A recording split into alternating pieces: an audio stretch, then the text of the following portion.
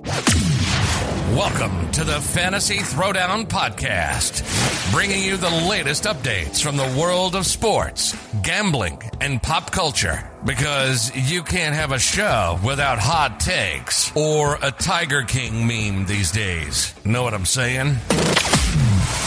Now, with over 200 episodes and ready to get after it again, here's your host, Dwayne Callender. Hello, and thank you for joining me. We are going to be talking Masters coverage. Seems a quick turnaround given everything that's gone on since November, but obviously this is the more traditional time for the Masters, right after the NCAA tournament, which wrapped up last night. And, you know, just a brief aside as to the NCAA tournament, you know, all things considered, great tournament. I know everyone was looking forward to the final, but, you know, a couple of things that I don't think people were really accounting for between Gonzaga and Baylor was the fact that Baylor was considered the best team in the country at the beginning of the year before they ran into their own shutdown issues for COVID protocols, and they kind of tailed off in the middle part of the season. But you know, in the beginning part of the year, Baylor not only had one of the top offense in the league, but also was pretty up there in the defensive rankings. And then their defense started to tail off in the middle part of the year, which is why there were some concerns about Baylor coming into the tournament, was the fact that they weren't playing any defense necessarily in the Big 12, and they weren't nearly as efficient as they had been on offense. So, you know, that was the knock on them. But they were able to kind of turn it around in the tournament. And as you saw, as things progressed, they really were a class above the other teams that they were facing. And even Gonzaga ran into some issues where I think in a neutral setting like that, I think Gonzaga definitely wins at least 50% of the time. But, you know, when you combine a couple of factors, namely being the fact that Gonzaga had that thrilling overtime win over UCLA, you got some tired legs. I mean, they put up a number of shots. They scored over 90 points, played OT, you know, less than 48-hour turnaround. You know, you're going to have tired legs, and I just don't think people accounted for that enough.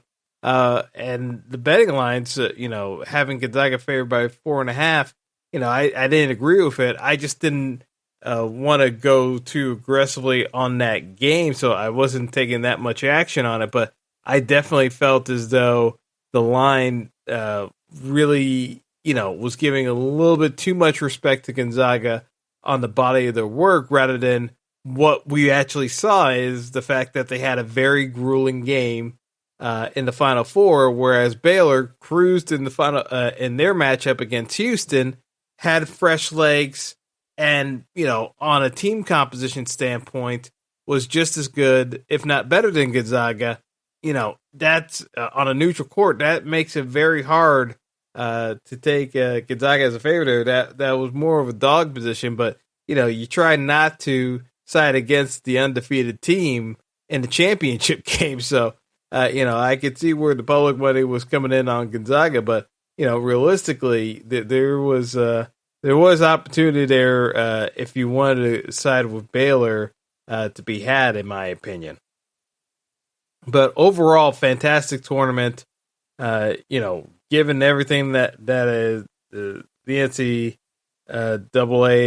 had kind of worked on, you know, you can criticize them for a number of things, but they did work very hard to keep teams in a good position. So I have to give them credit there. Obviously, when it comes to the NCAA and money, they were not going to be soon departed with it for another year. So, you know, the safety protocols did have some monetary attachments that were the driving factors in terms of how things were run. But, you know, obviously, there were a number of issues brought up between the comparison of the men's tournament and the women's tournament, which I'll get into because, at the end of the day, it is a monetary issue when it comes to the NCAA. So stay tuned for that. So I'll kind of go through the financial numbers that, you see bandied about with collegiate athletics compared to professional sports. So we're going to go into some of the context there. NCAA says they're going to do better in terms of the representation between both tournaments.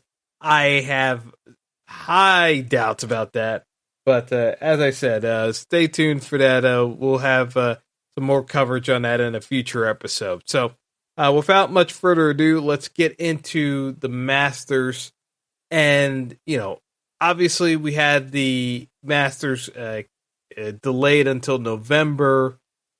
And the course played differently because of the timing and weather-wise. It was very rainy at that point in the year at Augusta National in Georgia. So you had a very different course layout in terms of the greens. And, for those of you who don't know, Augusta National, probably the most famous golf course in the world at this point, and golf's biggest major being the Masters, and the winner receiving the green jacket, which is essentially the highest prize of them all, just because of how prestigious it is for professional golfers. So everyone is gunning for a green jacket, even if you have one.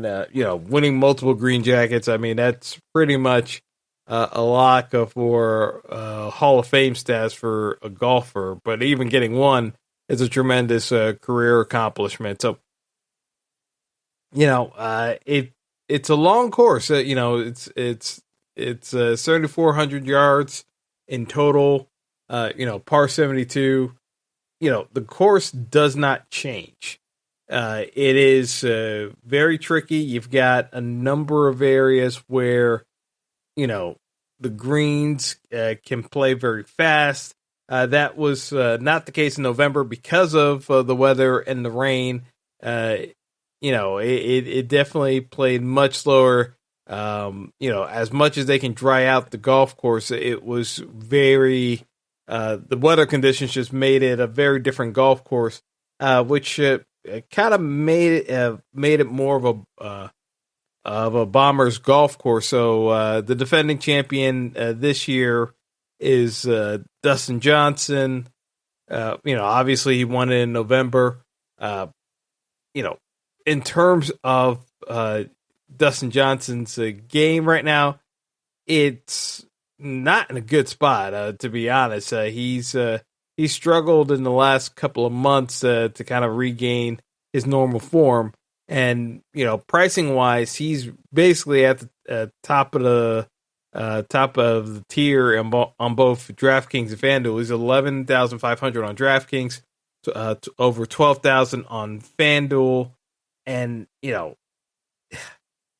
it makes it very difficult to actually play Dustin Johnson. I know he won here in November, but his form isn't there. And, the price tag is going to stem down ownership just because of how many other options you could go to instead of Dustin Johnson. But I'm not going to necessarily cross him out of my player pool just yet, but I am going to be underweight with the field.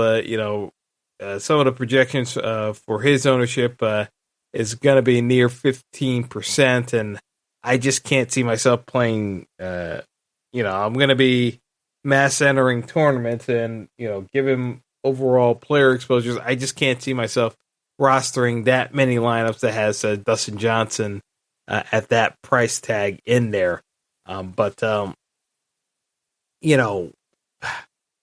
In terms of approach to the green game, I just look at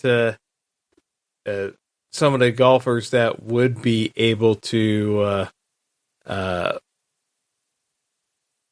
take advantage of this course. And Dustin Johnson obviously is near the top of the list, when he's on. It's just it's very hard to make that call at the moment of can he get it done and how much you're going to play him.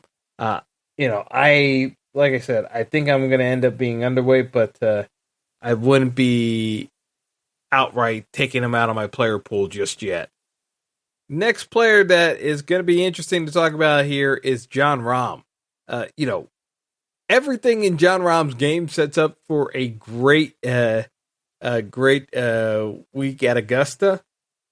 Issue with Jon Rahm is the fact that his wife is due to deliver the baby any day now, and he's already set on record that even if he's leading the tournament, he's going to witness the birth of his child.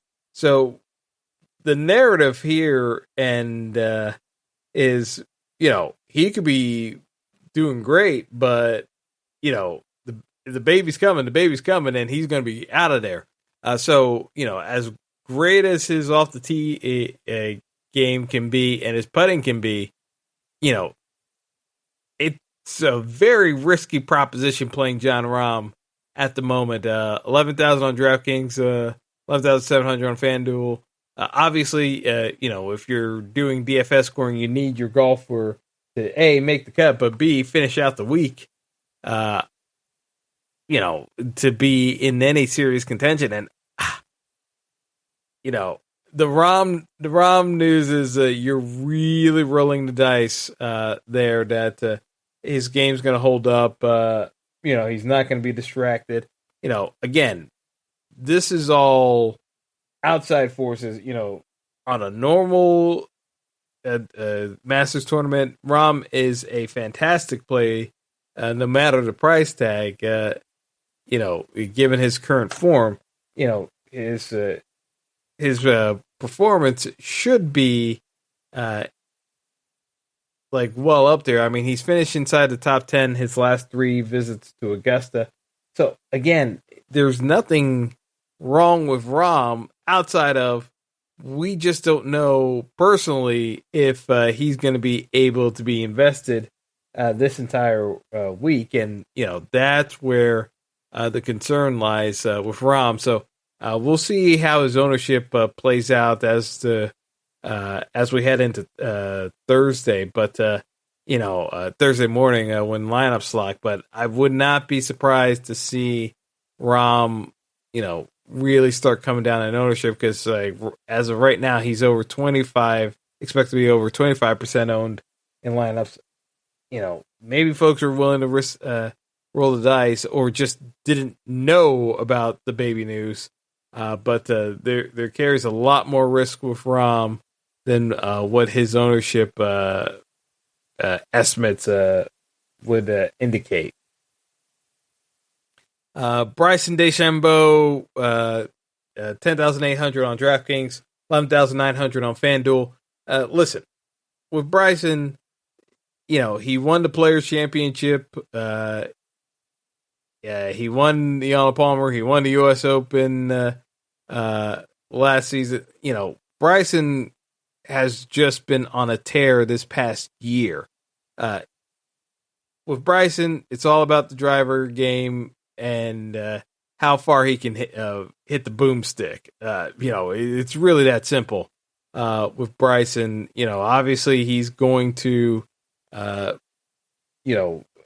approach the game from a scientific way of how and when he can hit the ball as hard as he possibly can. If you've never seen Bryson DeChambeau play, it is something to watch because golf purists will decry that he's causing a difference for a stark departure from the way the game is normally played. But he's Bryson's very much about the analytics and how he can attack par fives and use his ability to gain distance to his maximum advantage. And, I think he can get it done at Augusta. It hasn't happened yet, but, one of these years he's going to figure out, even with the elevation of the greens, how best to attack this golf course. And, once he puts it together, look out. He has the tools to be able to dominate Augusta the way Tiger used to be able to do it in his prime. So, it's definitely something to kind of keep an eye out for with Bryson. So Bryson's definitely in my player pool. I don't know if he's going to be in my main lineup just yet, because there certainly carries a lot of risk for Bryson to not make the cut at Augusta. He's very much an all or nothing kind of play, but given his form right now, it's hard to kind of look past Bryson, given the questions we do have about Dustin Johnson and Jon Rahm. Justin Thomas, 10-6 on DraftKings, 11.8 thousand on FanDuel. I think with Justin Thomas winning the Players Championship, even though he was being chased down by Bryson, I just think that Thomas has just been up and down. So yes, he won the Players, but coming into the Players, he was having a lot of issues with his finishing in certain tournaments. And, JT has great history at Augusta. The issue with Thomas usually ends up being in a major, will the putter hold up? But he finished fourth in November. Again, those were with slower greens, so the putting wasn't nearly as much of an issue. But, it's hard to kind of look past Justin Thomas. There's nothing in this game that would indicate that you could be concerned about him making a cut, which, again, makes him an extremely popular play. So that's where you may end up having to make a decision on him, is if he ends up being the most popular top golfer, does it make sense rostering him? I think it does. But I can see the argument as to why you would avoid Thomas if he gets too popular, the way the projections are kind of leaning towards with over 30% ownership. All right, next up, here's someone I'm fading absolutely. I don't care. We got Rory McIlroy at 10,200, 11,400 on FanDuel. Listen, it's been a while for Rory where we felt really good about his game. He's looked good in parts, but a lot of these major tournaments, he's been kind of in that also ran category. And, at his price tag, I want the win equity if I'm going to be paying up at this price range. And I just don't see it with Rory at the moment being having the willingness to close. So I will be taking Rory out of my player pool this week. And if he beats me, he beats me. There's going to be another popular name that I'll be taking out as well. But I just don't see it with Rory's current form. Xander Schauffele, 10,000 on DraftKings, 11.3 thousand on FanDuel. Xander, the game has not necessarily been there. Talent certainly is there. He did finish second 2 years ago. So he's got good course history. It's just right now, Xander hasn't been in great form. And, when you have to start making decisions, I'm going to have to wonder, where Xander falls into the mix for me. So definitely something I'd be keeping in mind of. Patrick Cantlay, 9,800 on DraftKings, 11,100 on FanDuel. He's finished inside the top 20 twice. in the last 3 trips of at Augusta. I would say that missing the cut at the Players Championship was a bit of a concern. It definitely killed my DFS lineups having as much exposure to Cantlay as I did. So, I might be slightly reticent to throw him into my main lineup, but I do think that Cantlay is in far better form than Xander at the moment. So, if I were given a choice between the two, I'd take Cantlay. But I think his ownership is going to be a bit depressed this week. Next up, Jordan Spieth, and another one of my main fades for the week. He's 9,400 on DraftKings, 10,900 on FanDuel. Listen, Spieth is going to be one of the popular picks that everyone's going to gravitate towards. He won at the Valero tournament this past weekend. He's been in contention the past 3 tournaments, and he closed one out, obviously, over the weekend. I know Spieth has excellent course history at Augusta, and when he's on the tee to green game, basically he's almost second to none overall. So it's not a matter of does he have the ability to do well. It's just with Spieth, he can get into such a cold spell in relatively short order that I'm wondering if rolling the dice is worthwhile. And I just think that with the public going to be so heavily on Spieth, I think I can gain a little bit more leverage by just fading him outright rather than being underweight and having some exposure to him. I think doing the outright fade makes the lineups already different by limiting the pool. So, I'm going to be fading Spieth. And, almost a similar story with Patrick Reed and Brooks Koepka. So Reed is 9,300 on DraftKings, 10.8 on FanDuel. Koepka 9,200 on DraftKings, 11.6 on FanDuel. So Reed is in pretty good form, and he's definitely been in the mix at Augusta over the past couple of years.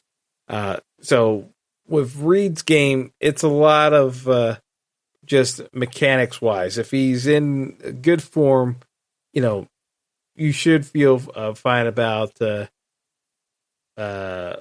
rostering him. I just don't necessarily see myself doing it. Again, sometimes it kind of comes down to the overall ownership and how popular certain folks are expected to be.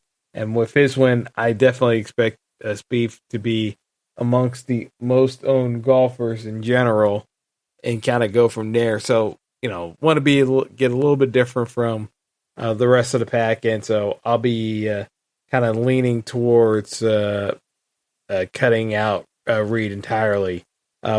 Brooks, on the other hand, recovering from knee surgery, and not that long ago, within the past month and a half, he's back out at the golf course hitting balls again. I'm curious to see if the knee surgery is going to play a role. I think trying to force the issue by having Koepka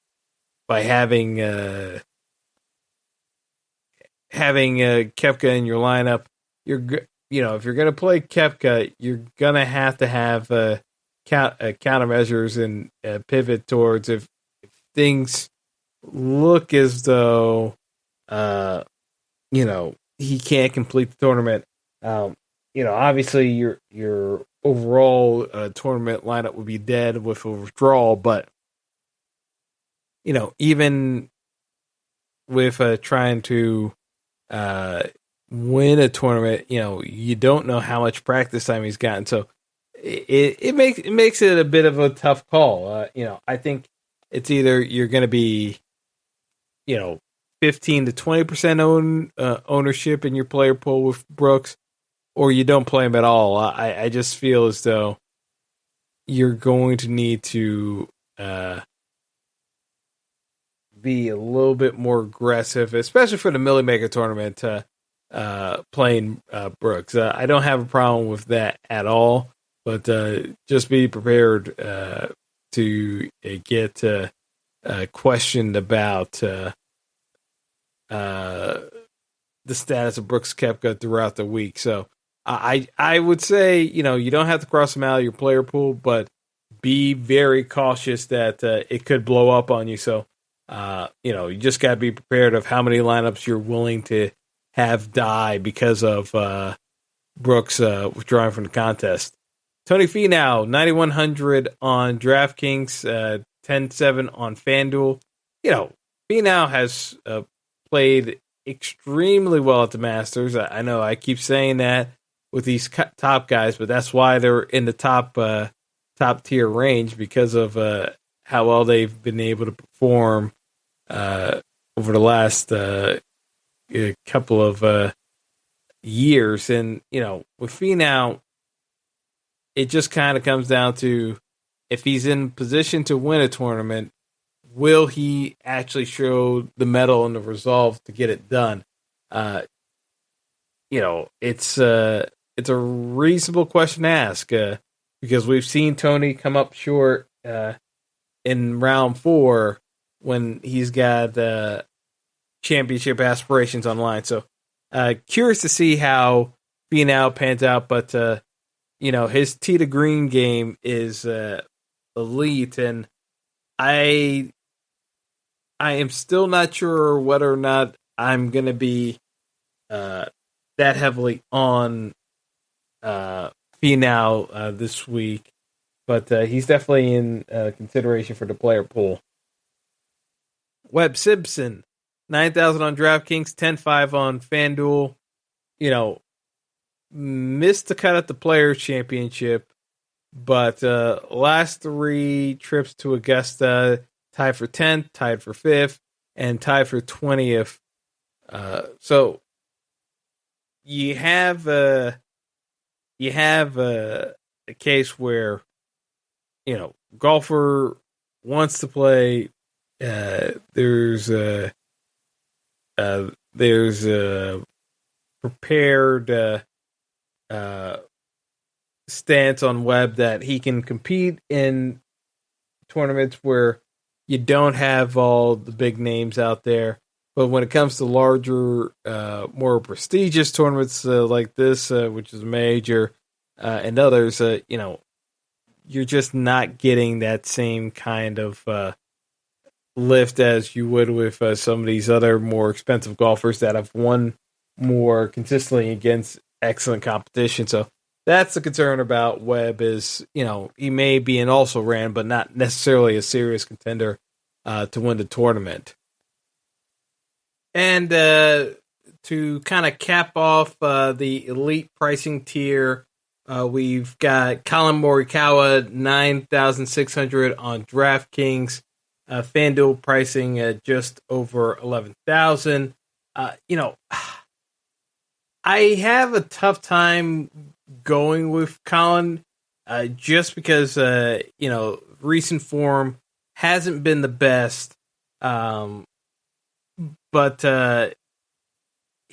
it's tough because, he has so many good qualities, but the issue that I've seen crop up is the putter. And with the Masters, you do need to be able to make putts, and that's where I'm looking at it. It's like, if I'm playing Morikawa at 11,000 on FanDuel or 9,600 on DraftKings, I would almost say, let me just try to find the extra couple $100 on FanDuel, or if it's DraftKings, just find $1,000 to get up to Justin Thomas, because I'd be getting the same exposure. Now, I'm sure some folks would make the counter argument of, why am I paying up for Justin Thomas where I know he's got questionable putting, but, even though he's got excellent course history, let me just trade down to get Morikawa. And it's just,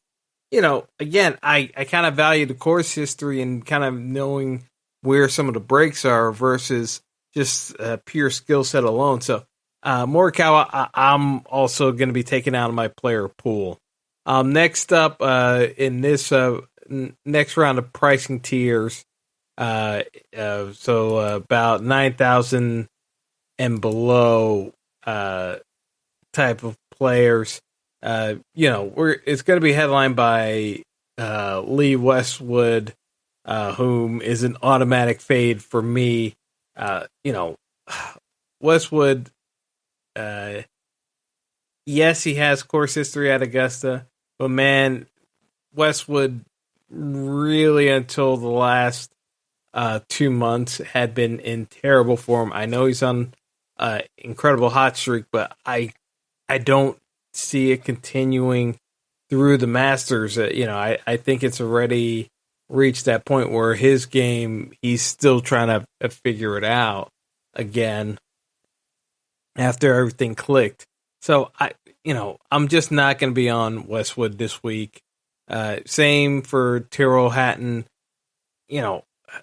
It's harder to make the justifications given some of the names that I've seen come up over time.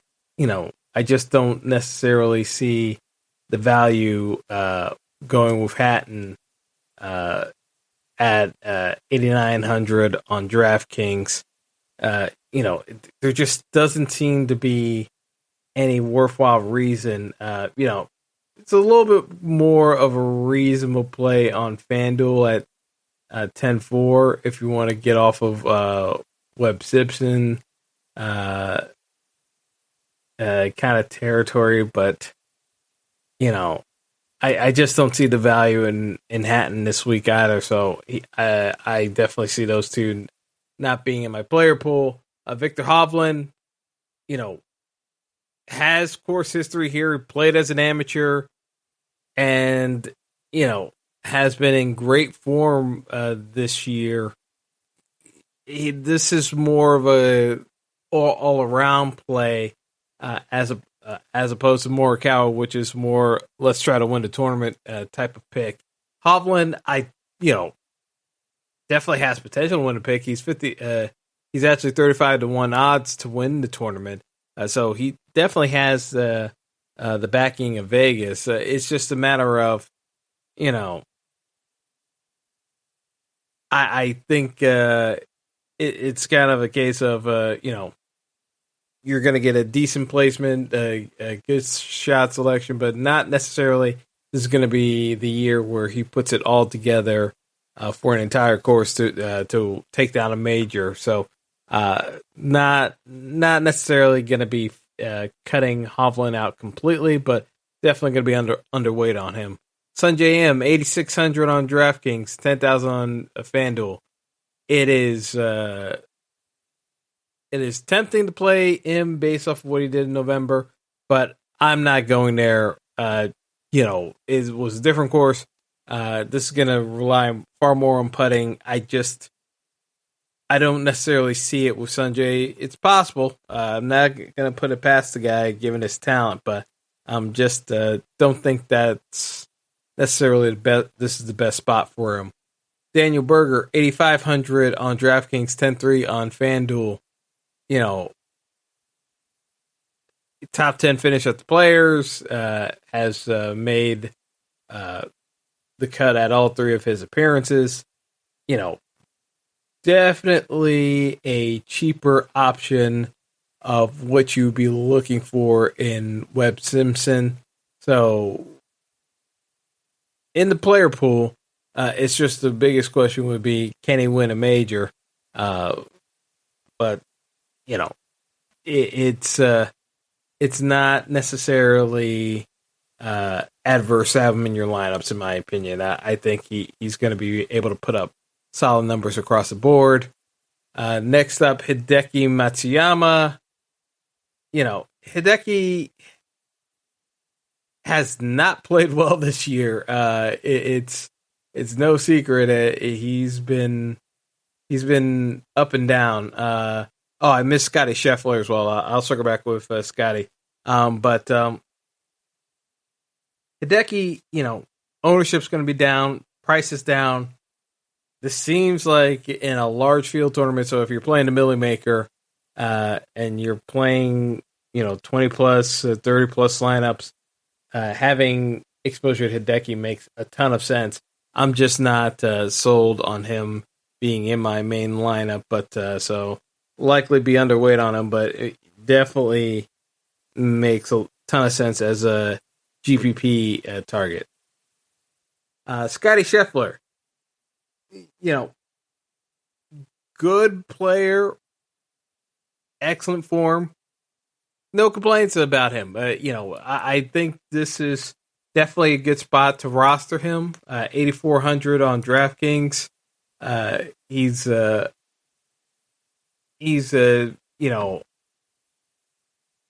I would say Scheffler is in that kind of dark horse mix of players because he's the same price as Sanjay on FanDuel at 10K, but definitely flying under the radar this week in terms of players being discussed. So I think Scheffler makes a ton of sense as a GPP target, and I think he makes the cut.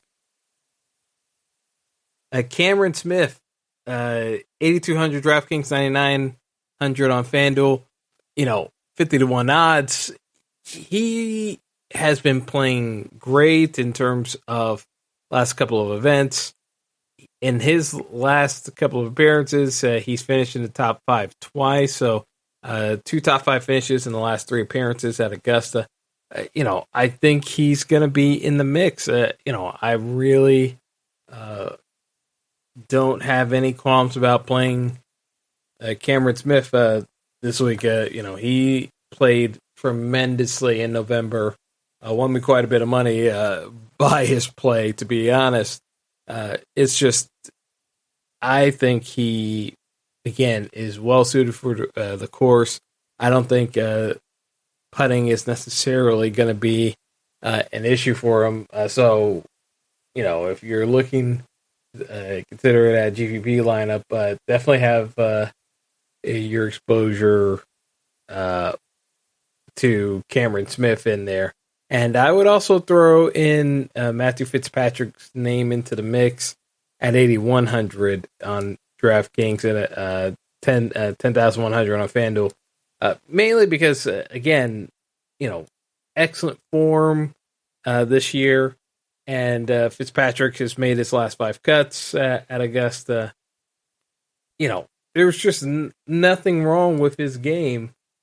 And pricing-wise, it makes a ton of sense. So it's easier to get off of some of the more popular names because you've got these guys in a lower pricing tier that are in a nice sweet spot to put up points. So definitely trying to be measured in terms of how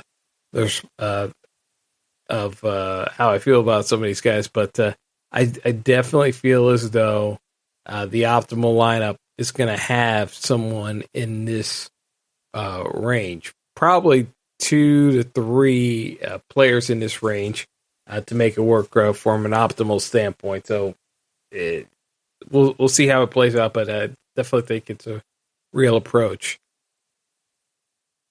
A couple of guys that I'm not as keen on. So we talked about we talked about the fact that we were getting so much value at some of these lower pricing points, but kind of taking a step back. You got Harris English. I have concerns about some of these players like English, just health wise. how are they doing? What was some of the rationale? Way more expensive on FanDuel, so definitely out of the player pool on FanDuel, but on DraftKings, 7,300. It's kind of a case where form's not great, but man, that price tag is so cheap that it's a very real possibility that the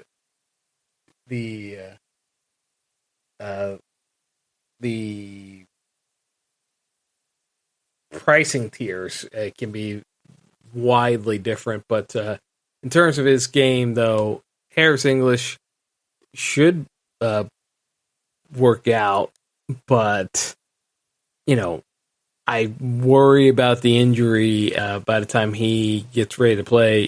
If they deem it worthwhile, if they are as far ahead as they are right now, makes it a little bit of a tougher recommendation with Harris English. Next up, Tommy Fleetwood, 8,000 on DraftKings, 9,700 on FanDuel. Love Tommy, but the form just has not been there this year, and we're going to need to move in a different direction. So, unless we see something, I think changes are going to be made sooner than later. So, it definitely works from our standpoint that it makes far more sense to fade Fleetwood than trying to hope for a completely solid round of golf and no issues or hiccups to report. I just think that he's going to play straight, and that's probably the way to go. But usually, Fleetwood has that blow up hole that takes down an entire round, and then obviously keeps you out of running because he blew the flash and got nothing out of it. So I just look at Fleetwood as one of those shots in the dark. Definitely could work, but I can definitely see it backfiring spectacularly. So that's just pretty much all I had to say about this range. And I'll cap it off with what to do about Sergio. So Sergio Garcia obviously won the Masters 2 years ago and has fallen off a cliff since. It's one thing to play at Augusta for a number of years, but, it's going to be interesting to see Sergio because he struggled with this, being able to execute on some of these designs. It's not the easiest task to make those updates, and at least they can take solace in knowing that for those who are brave enough to go out with Sergio, it's just one of those things where I think I'm going to play Sergio, but man, I don't feel comfortable playing him, and I'll leave it at that. It's just way too likely he can blow up, but you got to take a shot at the price tag on DraftKings at a minimum. All right, so in this next group of golfers in the sub 8,000 range, you're going to need at least two of these guys to hit and to make your lineups work, in my opinion. And so, with that in mind, there are a lot of folks to go through in this group, and I'm not going to run down each and every one of them, but folks that I'm automatically going to be crossing off: Max Homa, Matthew Wolff, Francesco Molinari, just no interest. Same goes for Shane Lowry. Victor Perez, even though he had that run in the match play tournament 2 weeks ago, just not going to be interested in these folks, to be perfectly honest. But the folks that I would be looking at I want to go back to Paul Casey.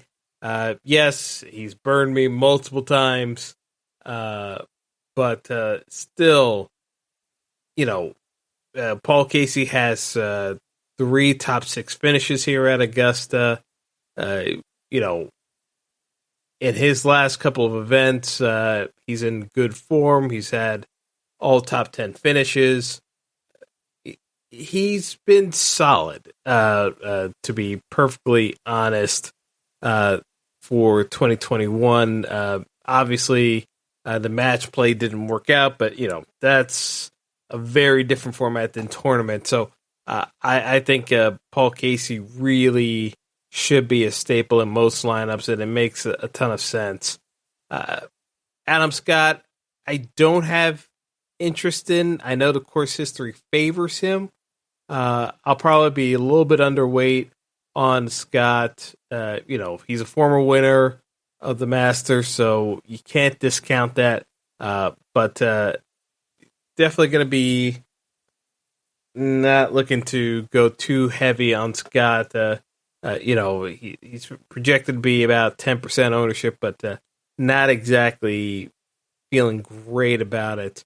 The 3 guys that I would be looking to target would be Jason Day, Abraham Monser, and Joaquin Niemann. All 3 of these guys are in that same price range of 75 to 7,400 on DraftKings. Day is 9,800 on FanDuel. Neiman 9,600. Monser is only 9K on FanDuel. He's pretty much a lock for me on FanDuel, but the tee to green game for all 3 of these guys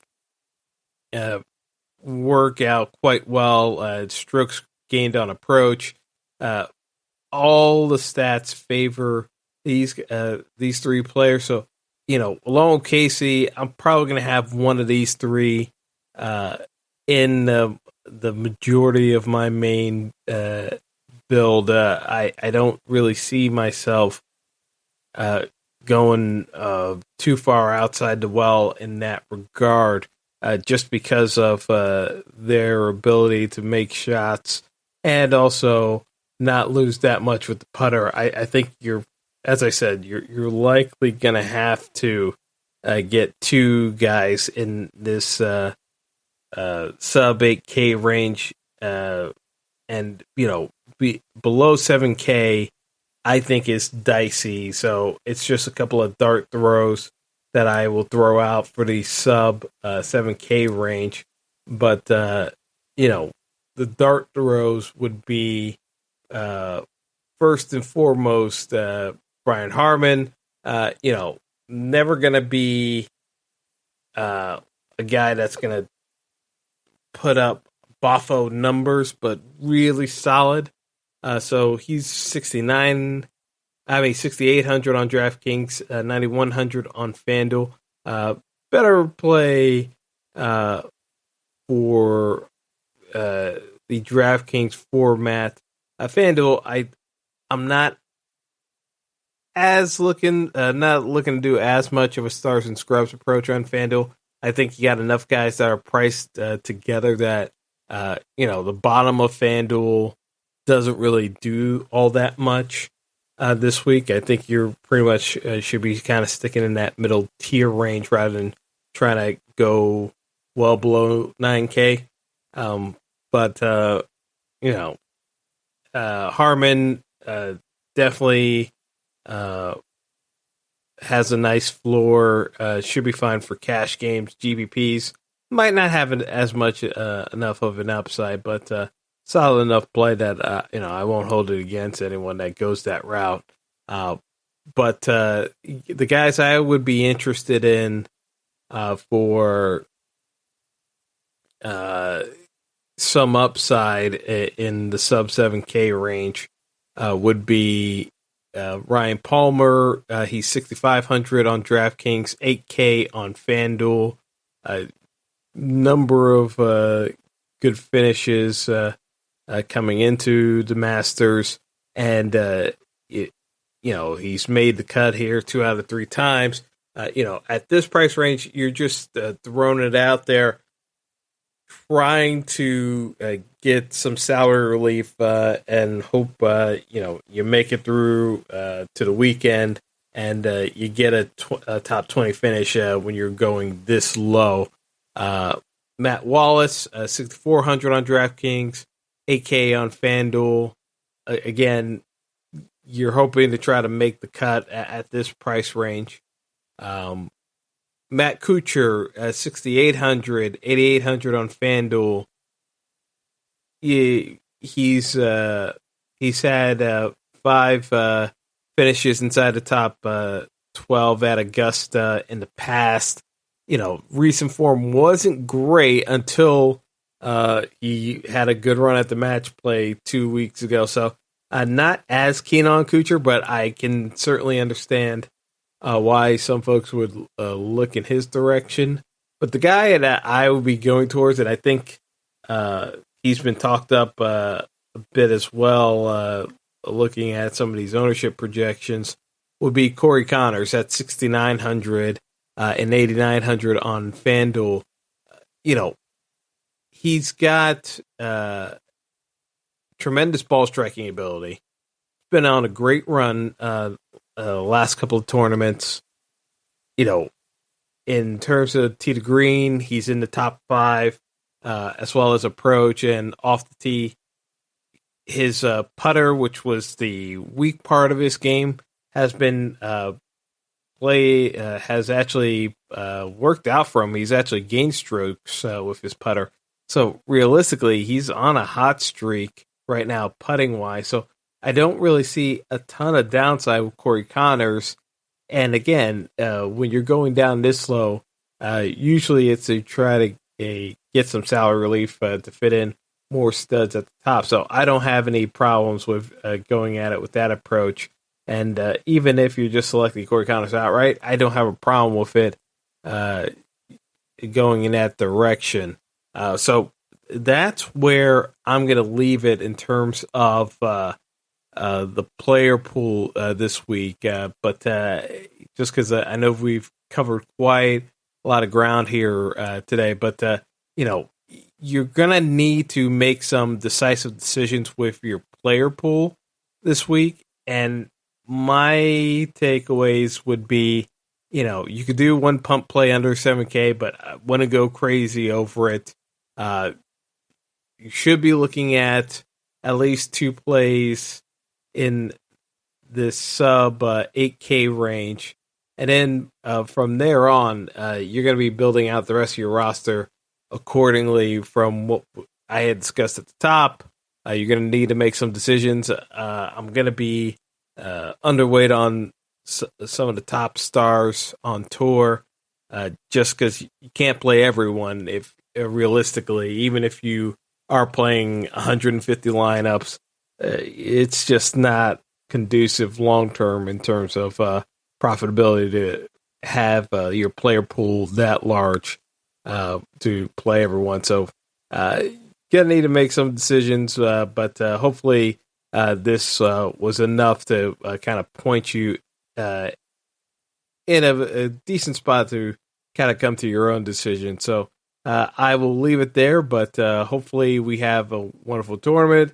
The weather on Friday looks as though it could be kind of messy from a rain and wind perspective, so that could certainly cause some problems with the cut line. But again, if it gets too egregious, they're going to hold up play for the Masters. They don't want the weather to dictate how the tournament results go. So again, it's one of those areas where they can dry out the course quickly as long as the inclement weather doesn't linger too long in the system. So we'll see how it plays out, but definitely an interesting tournament to say the least, given the turnaround. I think the course plays far differently than it did in November, so I would actually be looking closer towards a guy like Bryson this week in terms of how hot he's been playing, just the approach of the game. Bryson could win the tournament or finish well outside of the cut line. It really is that wide of a range in terms of how it could play out. So again, in terms of some of the winners, I think we could see here. I like Bryson at 11-1. I'll also would be curious about the likes of Daniel Berger at 35-1, Cameron Smith at 50-1, even a Matthew Fitzpatrick at 40-1. They have the game to actually compete and do well at the Masters. So again, I wouldn't necessarily think it's all going to be concentrated with the top players. So we shall see, but hopefully it's a lovely tournament again this year, and hopefully we can get some winners out of some of the lineups that will be coming from this. So that's all for now. Have a good one, folks. Until next time. Thanks for listening to the Fantasy Throwdown Podcast. Be sure to like and subscribe to the show on Apple Podcasts, Google Podcasts, and all other major outlets.